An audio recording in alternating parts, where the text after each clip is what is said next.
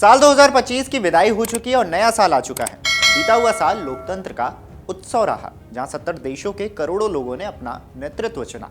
Germany में Frederick मेर्ज की जीत हुई, या फिर कनाडा और ऑस्ट्रेलिया में आए चौंकाने वाले नतीजे। साल 2025 ने वैश्विक राजनीति की दिशा बदल दी है, लेकिन असली पॉलिटिकल थ्रिलर अभी बाकी है।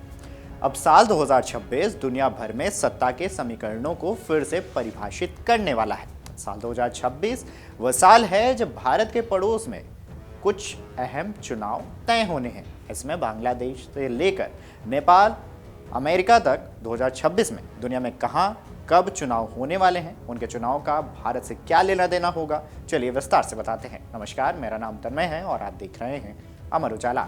डोनाल्ड ट्रंप के अमेरिकी राष्ट्रपति बनने के बाद जो ट्रंप इफेक्ट पूरी दुनिया में दिख रहा है, उसने 2026 के चुनाव को और भी दिलचस्प बना दिया है।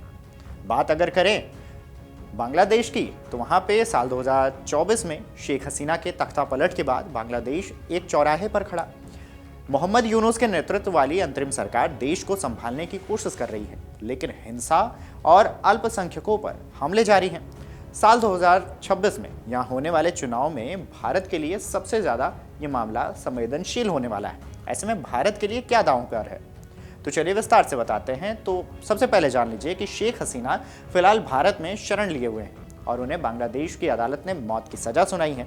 ढाका में सत्ता परिवर्तन और वहां की अस्थिरता भारत की आंतरिक सुरक्षा, खासकर उत्तर पूर्वी राज्यों के लिए बड़ा खतरा होगा। भारत को एक ऐसी सरकार की जरूरत है जो चरमपंथ को बढ़ावा न दे। अब बात नेपाल की कर लें, तो हाल ही में जेनजी और युवाओं की नई राजनीति ने वैश्विक स्तर पर इसकी खूब चर्चा की है।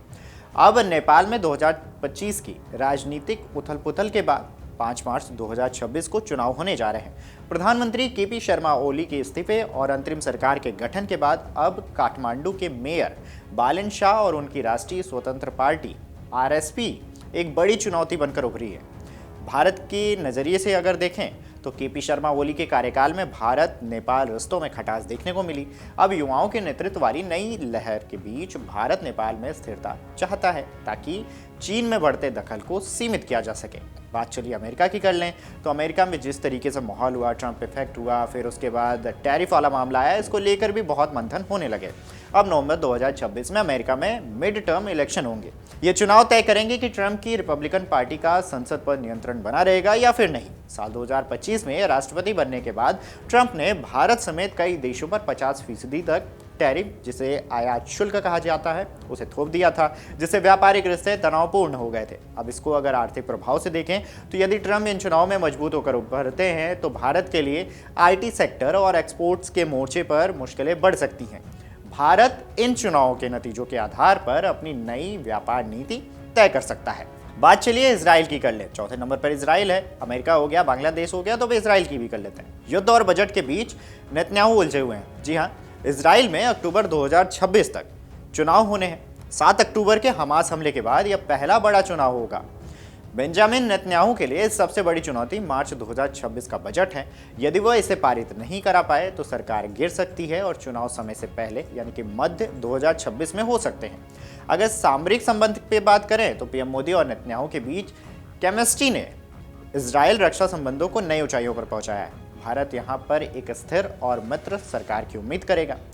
चलिए बात म्यांमार की कर लेते हैं, जहां पे बंदूक के साए में मतदान होने का मामला देखने को मिला। सैन्य तख्तापलट के 5 साल बाद म्यांमार में दिसंबर 2025 से जनवरी 2026 के बीच 3 चरणों में चुनाव होने हैं।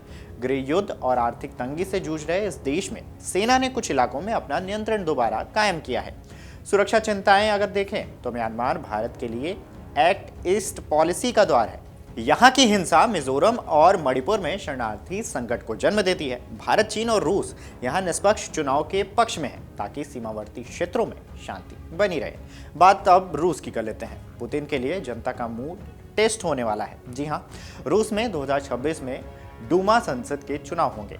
हालांकि पुतिन के राष्ट्रपति पद का इस पर कोई असर नहीं पड़ेगा, लेकिन यूक्रेन युद्ध के बीच ये चुनाव बताएंगे कि रूसी जनता सरकार की नीतियों से कितनी खुश है। भारत और रूस के पुराने रिश्तों के मद्देनजर रूस की आंतरिक स्थिरता भारत के लिए ऊर्जा और रक्षा हितों के लिए जरूरी मानी जाती है। 7वें नंबर पर अब हंगरी की बात कर लेते हैं। आपको बता दें कि यूरोप में भारत के करीबी मित्र और हंगरी के प्रधानमंत्री विक्टर ओरबान को साल 2026 में पीटर मैग्यार की तिस्जा पार्टी से कड़ी टक्कर मिली।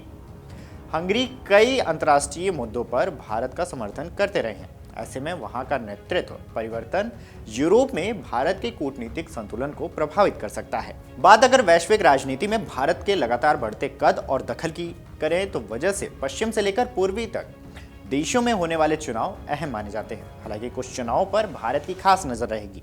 इनमें 3 पड़ोसी मुल्क जिसमें बांग्लादेश, नेपाल और म्यांमार के चुनाव भारत पर सीधा प्रभाव डाल सकते हैं। इसके अलावा इजराइल, थाईलैंड के अलावा अमेरिका में इस साल के अंत में होने वाले मध्यविधि चुनाव भारत के लिए काफी महत्वपूर्ण रहने वाले हैं।